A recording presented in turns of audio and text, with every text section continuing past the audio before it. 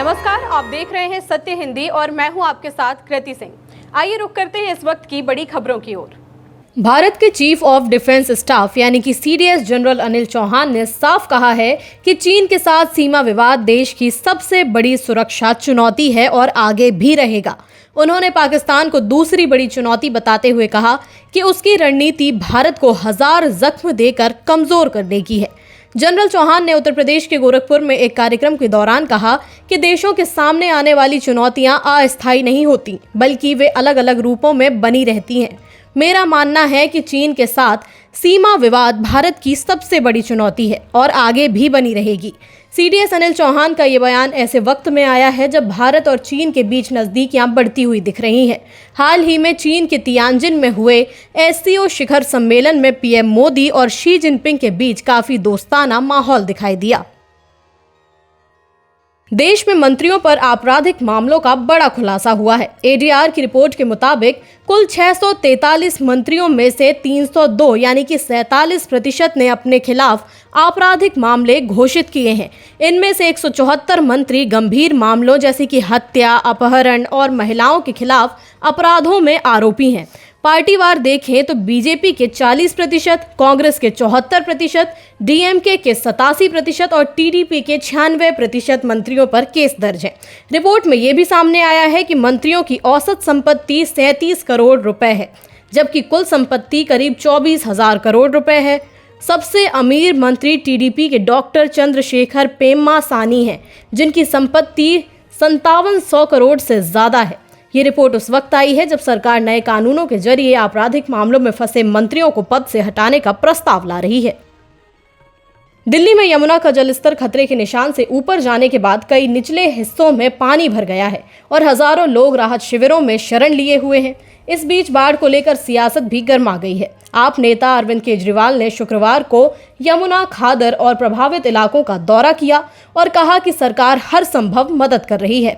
उन्होंने केंद्र से अपील की कि हरियाणा से पानी का प्रवाह नियंत्रित किया जाए। वहीं बीजेपी सांसद परवेश वर्मा ने पलटवार करते हुए कहा कि दिल्ली में पानी तो घुसा ही नहीं है, ये आप सरकार की नाकामी है। बीजेपी का आरोप है कि नालों की सफाई और बाढ़ प्रबंधन में लापरवाही हुई है।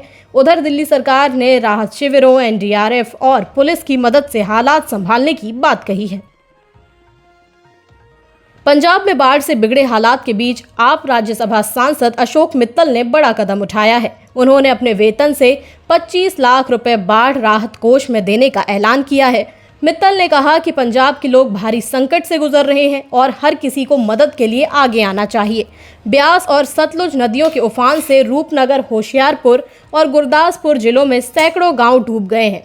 फसलों और घरों को भारी नुकसान हुआ है। मुख्यमंत्री भगवंत मान ने भी प्रभावित इलाकों का दौरा किया और केंद्र से राहत पैकेज की मांग की है। एनडीआरएफ और सेना की टीमें बचाव कार्य में लगी हैं। विपक्ष जहां सरकार पर तैयारी में नाकामी का आरोप लगा रहा है, वहीं मित्तल की पहल ने राहत कार्यों को नई गति दे दी है। वित्त मंत्री निर्मला सीतारमण ने साफ कर दिया है कि भारत रूसी तेल खरीदना जारी रखेगा। उन्होंने कहा कि देश को वही सप्लाई चुननी होगी जो हमारे लिए कीमत और लॉजिस्टिक के लिहाज से सबसे सही हो। सीतारमण ने बताया कि कच्चा तेल और पेट्रोलियम उत्पाद भारत के आयात बिल का सबसे बड़ा हिस्सा है, इसलिए सस्ता विकल्प अपनाना जरूरी है। ये बयान ऐसे समय में आया है जब अमेरिका ने भारत पर 50% टैरिफ लगा दिया है और राष्ट्रपति ट्रंप लगातार रूस से तेल खरीदने पर आपत्ति जता रहे हैं। सीतारमण ने साफ किया कि भारत अपने राष्ट्रीय हित और ऊर्जा सुरक्षा से कोई समझौता नहीं करेगा। उन्होंने कहा कि चाहे अमेरिका को अच्छा लगे या नहीं, भारत वही करेगा जो अपनी अर्थव्यवस्था और जनता के लिए बेहतर हो। भारतीय विदेश मंत्रालय ने अमेरिकी राष्ट्रपति डोनाल्ड ट्रंप के उस बयान को ज्यादा तवज्जो नहीं दिया जिसमें उन्होंने कहा था कि भारत चीन की ओर खिंच रहा है। मंत्रालय ने साफ किया कि मौजूदा टैरिफ विवादों के बावजूद भारत अमेरिका साझेदारी मजबूत है और इसे आगे बढ़ाने की प्रतिबद्धता बरकरार है। प्रवक्ता रणधीर जायसवाल ने ट्रंप की पोस्ट पर कहा कि अभी हमारे पास कोई टिप्पणी नहीं है, यानी कि नो कमेंट्स, बाद में बताएंगे। लेकिन उन्होंने जोर देकर कहा कि भारत अमेरिका रिश्ता ठोस एजेंडे पर आधारित है और बातचीत चल रही है। साथ ही उन्होंने व्हाइट हाउस के व्यापार सलाहकार पीटर नवैरो की भारत विरोधी टिप्पणियों को खारिज करते हुए कहा कि वो गलत और भ्रामक हैं। कुल मिलाकर भारत ने संयम बरतते हुए रिश्ते को सकारात्मक संदेश दिया है। अमेरिका के राष्ट्रपति डोनाल्ड ट्रंप ने बड़ा दावा किया है कि अमेरिका ने भारत और रूस को चीन के हाथों खो दिया है।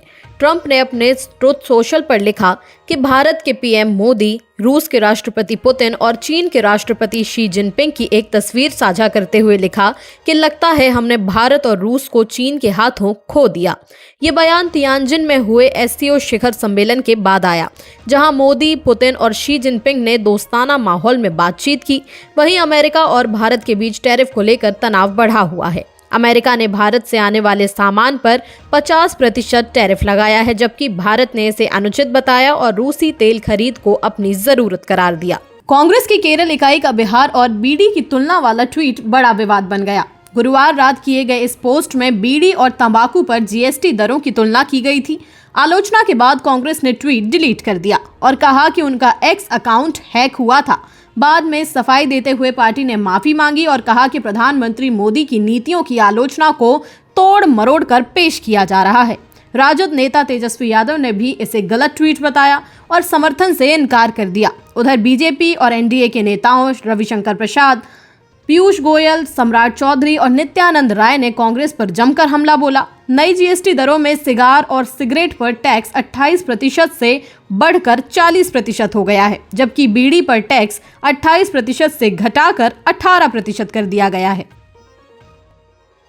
कर्नाटक की कांग्रेस सरकार ने स्थानीय निकाय चुनाव ईवीएम की जगह बैलेट पेपर से कराने का फैसला किया है, जिस पर सियासी घमासान मच गया है। बीजेपी ने आरोप लगाया कि कांग्रेस ने मान लिया है कि वो चुनावी धोखाधड़ी से सत्ता में आई है।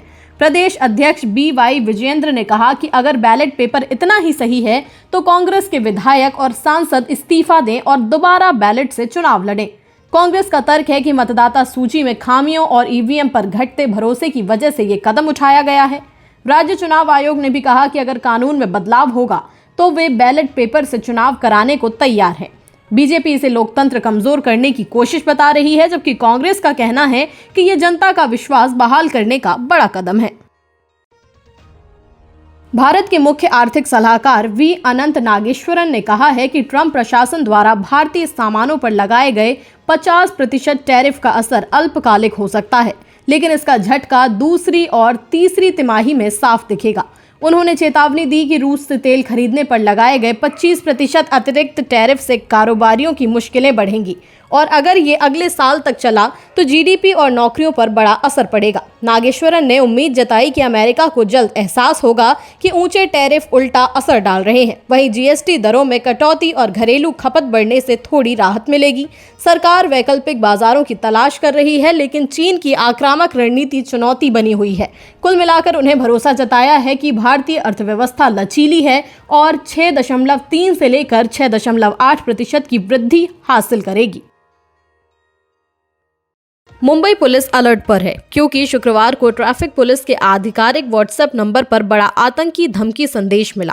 संदेश में दावा किया गया कि शहर भर में 34 वाहनों में मानव बम लगाए गए हैं और 400 किलो RDX से विस्फोट कर पूरा मुंबई दहलाया जाएगा। खुद को लश्कर ए जिहादी बताने वाले संगठन ने कहा कि 14 पाकिस्तानी आतंकी भारत में घुस चुके हैं। ये धमकी अनंत चतुर्दशी से ठीक पहले आई है, जब लाखों लोग गणेश विसर्जन के लिए सड़क पर उतरते हैं। पुलिस ने तुरंत क्राइम ब्रांच, ATS और साइबर टीम को जांच में लगाया और शहर भर में सुरक्षा कड़ी कर दी है।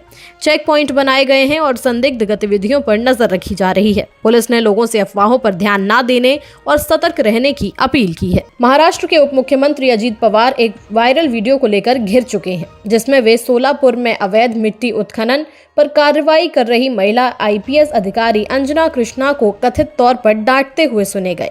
विपक्ष का आरोप है कि पवार अवैध खनन को बचा रहे हैं। वहीं शिवसेना UBT ने उनके इस्तीफे की मांग कर दी है। पवार ने सफाई दी कि उनका मकसद कानून में हस्तक्षेप करना नहीं था, बल्कि स्थिति को शांत रखना था। उन्होंने कहा कि पुलिस बल और खासकर महिला अधिकारियों के लिए उनके मन में गहरा सम्मान है। एनसीपी ने दावा किया कि वीडियो को तोड़ मरोड़ कर पेश किया गया है, जबकि विपक्ष इसे सत्ता के दुरुपयोग का मामला बता रहा है। ये विवाद अब महाराष्ट्र की राजनीति में बड़ा तूफान खड़ा कर रहा है। फिलहाल के लिए इतना ही। देश दुनिया की बड़ी खबरों के लिए देखते रहिए सत्य हिंदी।